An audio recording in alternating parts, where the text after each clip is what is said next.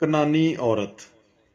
मुकद्दस मरकस की अंजील उसका 7 बाब 24 ता 30 आयत तक।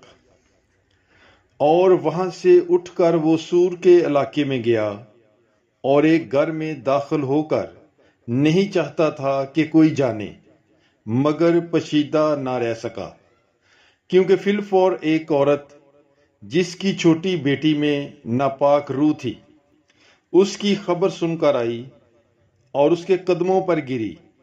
ये औरत गैर यहूदी और कौम की फनीकी सुरयानी थी।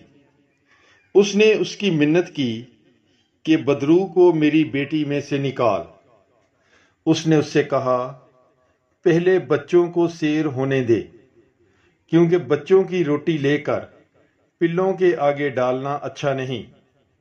इस पर उसने जवाब में उससे कहा, हाँ ऐ खुदावंद, क्योंकि पिल्ले भी मेज के नीचे बच्चों की रोटी के टुकड़ों में से खाते हैं। तब उसने उससे कहा, इस कलाम के सबब से चली जा, बदरू तेरी बेटी में से निकल गई है।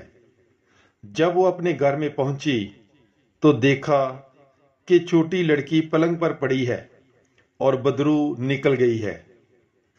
पाक कलाम के पढ़े और सुने जाने पर खुदावंद की बरकत हो, खुदा का शुक्र हो।